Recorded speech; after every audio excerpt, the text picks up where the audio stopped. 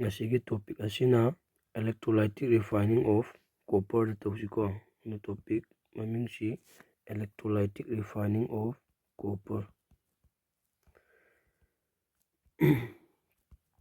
Electrolytic refining of copper. And diagram hanji lakige ko. Rough diagram mahana. Nang sida electrolytic cell do lawla.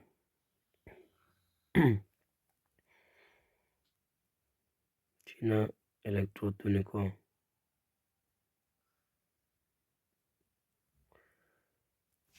Sunda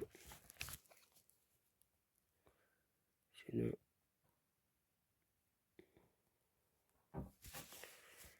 Sigi Chida plus terminal se Sidana kana lawrani sidana impure copper lagodabuko. Impure copper sina anode lagodabu. Aduga somdana kana lawni pure copper sina cathode lagodabuko. Aduga sida electrolyte lagodoisina kanano nangi sida lawriba metal rod se si yawbu electrolyte lagodaba. Ay metal rod se kana lawi copper lawi ko aduna ay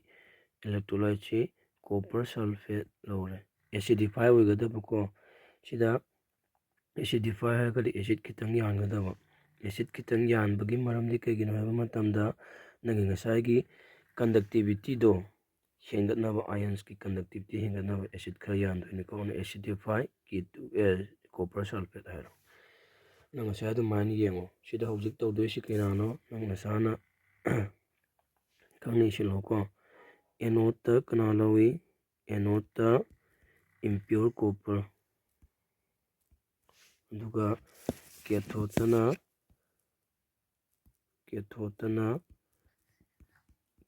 pure copper aduga electrolyte na kana lawre acidify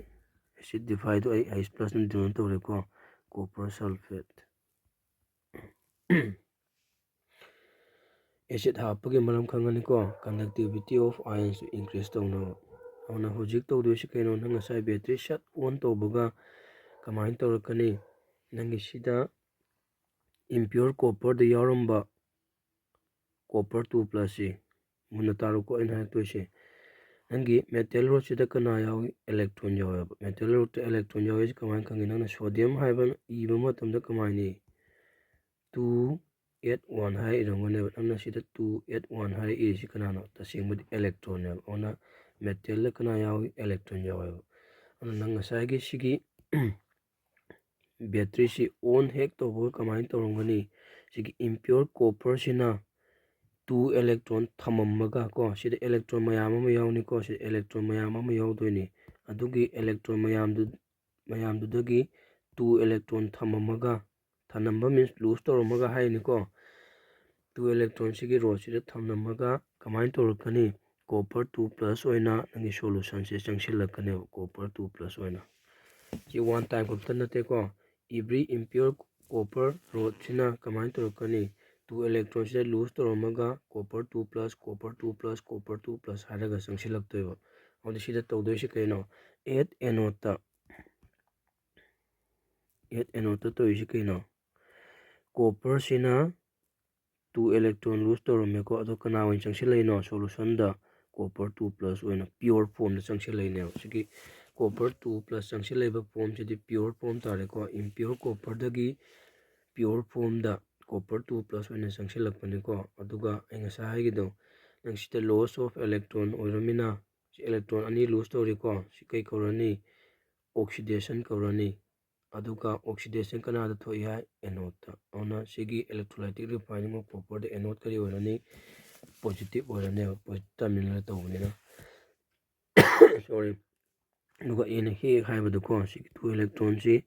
somda inadi aduna minus to asom right side ta thangro the plus 2 electron ꯌꯥꯔꯦꯀꯣ ꯑꯗꯨꯅ ꯅꯪꯒꯤ reaction ꯅꯪꯒꯤ ꯁꯤꯒꯤ ꯄ꯭ꯔꯣꯁꯦꯁꯁꯦ ꯄ꯭ꯔꯣꯒ꯭ꯔꯦꯁꯀꯤ ꯃꯇꯨꯡ ꯏꯟꯅ ꯅꯪꯒꯤ ꯏꯝꯄꯤꯌꯣꯔ ꯀꯣꯄꯔꯁꯤꯗꯒꯤ copper 2 + copper 2 + copper 2 + ꯍꯥꯏꯔꯒ ꯁꯣꯂꯨꯁꯟꯗ ꯆꯪꯁꯤꯟꯈꯤꯕ ꯇꯥꯔꯒꯗꯤ ꯅꯪꯒꯤ ꯁꯤꯒꯤ ꯏꯝꯄꯤꯌꯣꯔ ꯀꯣꯄꯔ ꯃꯤꯟꯁ ꯑꯦꯅꯣꯠꯀꯤ ꯔꯣꯠꯁꯦ ꯁꯨꯃꯥꯏꯅ ꯁꯨꯝ ꯇꯞ ꯇꯞꯅ ꯄꯥꯁꯤꯜꯂꯛꯑꯅꯦꯕ ꯄꯥꯁꯤꯜꯂꯛꯀꯅꯤꯀꯣ ꯑꯗꯨꯒ ꯁꯤꯗ ꯌꯥꯎꯔꯝꯕ ꯏꯝꯄ꯭ꯌꯨꯔꯤꯇꯤ ꯃꯈꯩꯗꯨꯅ ꯁꯤꯗ ꯇꯥꯔꯒ ꯂꯩꯒꯅꯦꯕꯀꯣ ꯑꯗꯨ ꯁꯤꯗ ꯇꯥꯔꯤꯕ ꯏꯝꯄ꯭ꯌꯨꯔꯤꯇꯤꯁꯤ ꯀꯅꯥꯗꯒꯤ ꯇꯥꯔꯛꯏ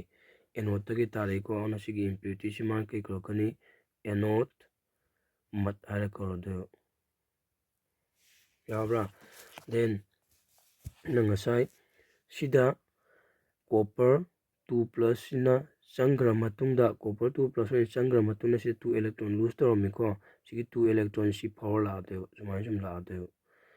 ꯌꯥꯔꯦꯀꯣ ꯑꯗꯨꯒ ꯁꯣꯝꯒꯤ ꯔꯣꯠꯁꯤ ꯄꯥꯁ ꯇꯧꯔꯛꯑꯅꯤ ꯁꯣꯝꯒꯤ ꯔꯣꯠꯁꯤ ꯀꯅꯥ ꯌꯥꯎꯏ ꯄꯤꯌꯣꯔ ꯀꯣꯄꯔꯅꯤꯀꯣ ꯁꯤꯒꯤ 2 electron ꯁꯨꯃꯥꯏꯅ ꯆꯠꯈꯤꯕꯗꯨꯅ ꯁꯤꯗ ꯔꯣꯠ ꯌꯧꯔ ꯃꯇꯨꯡꯗ ꯁꯤꯗ ꯌꯦꯡꯉꯨ ꯁꯤꯗ ꯁꯣꯂꯨꯁꯟꯗ ꯀꯅꯥ ꯆꯪꯁꯤꯟꯈꯤ ꯁꯣꯝꯗꯒꯤ ꯀꯣꯄꯔ 2+ ꯆꯪꯁꯤꯟꯈꯤꯀꯣ ꯑꯗꯨꯅ ꯑꯁꯣꯝꯗꯒꯤ ꯂꯥꯛꯈꯤꯕ 2 electronꯗꯨꯅ ꯀꯦꯊꯣꯠꯇꯅꯤꯀꯣ ꯅꯪꯒꯤ ꯉꯁꯥꯏꯒꯤ ꯁꯤꯗ ꯁꯣꯂꯨꯁꯟꯗ ꯆꯪꯁꯤꯜꯂꯛꯏꯕ ꯀꯣꯄꯔ 2+ ꯁꯤꯅ ꯑꯁꯣꯝꯗꯒꯤ ꯆꯪꯁꯤꯜꯂꯛꯏꯕ ꯁꯣꯝꯗꯒꯤ ꯆꯦꯜꯂꯛꯈꯤꯕ ꯁꯣꯝ ꯁꯨꯝ ꯆꯦꯜꯂꯛꯈꯤꯕ 2 electronꯗꯣ ꯑꯦꯛꯁꯦꯞ ꯇꯧꯁꯤꯜꯂꯒ ꯀꯅꯥ ꯐꯣꯝ ꯇꯧꯔꯅꯤ ꯀꯣꯄꯔ ꯐꯣꯝ ꯇꯧꯔꯅꯦꯕ ꯗꯦꯠ ꯃꯤꯟꯁ ꯅꯪ ꯉꯁꯥꯏ ꯁꯤꯗꯒꯤ ꯏꯝꯄꯤꯌꯣꯔ ꯀꯣꯄꯔꯗꯒꯤ ꯆꯪꯉꯛꯈꯤꯕ ꯄꯤꯌꯣꯔꯒꯤ ꯐꯣꯝꯗ ꯆꯪꯉꯛꯈꯤꯕ ꯀꯣꯄꯔ 2+ ꯈꯨꯗꯤꯡꯃꯛꯇꯣ ꯁꯣꯝꯗꯒꯤ ꯆꯦꯜꯂꯛꯈꯤꯕ 2 electron ꯑꯦꯛꯁꯦꯞ ꯇꯧꯁꯤꯜꯂꯒ ꯑꯦꯕ꯭ꯔꯤ ꯀꯣꯄꯔ 2+ ꯁꯤꯅ 2 electron ꯑꯦꯛꯁꯦꯞ ꯇꯧꯁꯤꯜꯂꯒ ꯄꯤꯌꯣꯔ ꯀꯣꯄꯔ ꯑꯣꯏꯅ ꯁꯤꯗ ꯗꯤꯄꯣꯖꯤꯠ ꯇꯧꯁꯤꯜꯂꯛꯑꯅꯦꯕ ꯑꯗꯨꯗꯤ ꯇꯥꯏꯝ ꯄ꯭ꯔꯣꯒ꯭ꯔꯦꯁꯀꯤ ꯃꯇꯨꯡ ꯏꯟꯅ ꯁꯤꯒꯤ ꯀꯦꯊꯣꯠꯀꯤ ꯑꯦꯂꯦꯛꯇ꯭ꯔꯣꯗꯁꯦ ꯀꯩꯗꯧꯔꯛꯑꯅꯤ ꯊꯤꯀꯔ ꯑꯦꯟ ꯊꯤꯀꯔ ꯑꯣꯏꯔꯗꯧꯕ